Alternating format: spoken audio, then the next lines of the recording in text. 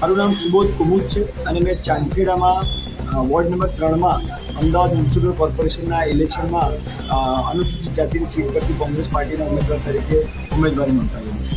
ત્યાં પાણી ભરાવાની સમસ્યાઓ છે ચાંદખેડામાં। એ સિવાય પીવાનું જે પાણી છે એ પ્રદૂષિત આવે છે। એ સિવાય અહીંયા જે રોડ છે માનસરોવર રોડ બાજુ તમે નીકળો કે આયુસીના પટ્ટા પરથી નીકળીએ કે હાઉસિંગના જે ઇન્ટરનલ રોડ આપણે જોઈએ તો ત્યાં પ્રોપર ઇન્ફ્રાસ્ટ્રક્ચર નથી ડેવલપ થયું જેવું જોઈએ એટલા પ્રમાણમાં ન્યૂ સિટી રોડ કે બીજા કોઈ ટીપી 44 રોડની કમ્પેરમાં। એટલે ચાંદખેડાનો વિકાસ છે તો ઇમ્બેલેન્સ અસમતોલ પ્રકારનો વિકાસ છે। મારી પ્રાયોરિટી માણસની જે બેઝિક જરૂરિયાત છે જેમ કે પીવાનું સ્વચ્છ પાણી મળે તો એ રહેશે। ત્યારબાદ જે અહીંયા સરકારી શાળાનું જે ઇન્ફ્રાસ્ટ્રક્ચર છે એ થોડું વધારે મજબૂત થાય। અહીંયા જે ધૂળની ડબરીઓ ઉડે છે એ કંટ્રોલમાં આવે અને જે લોકોને એડમિનિસ્ટ્રેટિવ જે તકલીફ પડી રહી છે એમાં નિરાકરણ આવે અને લોકો સુધી એ સમસ્યાઓ પહોંચે, લોકોને હેરાન થઈને અહીંયા આવવું પડે એના કરતાં એના કેમ્પ યોજાય આ પ્રકારનું આયોજન કરવાનું મારું પ્રથમ 100 દિવસનું આયોજન છે।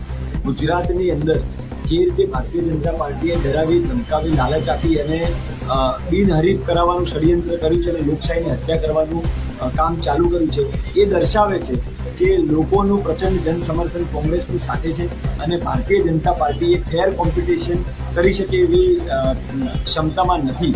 એટલા માટે થઈને આવા કાવા દાવા કરવી પડે છે। જ્યાં સુધી ચાંદખેડા વોર્ડની વાત છે તો ચાંદખેડામાં કોંગ્રેસે આ વખતે સુશિક્ષિત પેનલ આપી છે। અમારી સાથે પેનલમાં અન્ય એડવોકેટ શ્રી સુધીરભાઈ છે જે પોતે એડવોકેટ છે અને વર્ષોથી પ્રેક્ટિસ કરી રહ્યા છે। આ સિવાય વર્તમાન જે હમણાં જ જેમની ટર્મ હતી એવા કોર્પોરેટર શ્રી રાજશ્રીબેન છે એ પોતે ડબલ માસ્ટર્સની ડિગ્રી ધરાવે છે, પોતે એડવોકેટ છે, લોકો સાથે સતત સંપર્કમાં રહે છે। અમારી પેનલના જે ત્રીજા ઉમેદવાર છે એ પણ સુશિક્ષિત છે અને હું પોતે એમફાર્મ LLM થયેલો છું। એટલે અમારી પૂરી પેનલ છે એ સુશિક્ષિત લોકોના મુદ્દા સમજનારી લોકો સાથે કનેક્ટેડ રહેનારી પેનલ છે।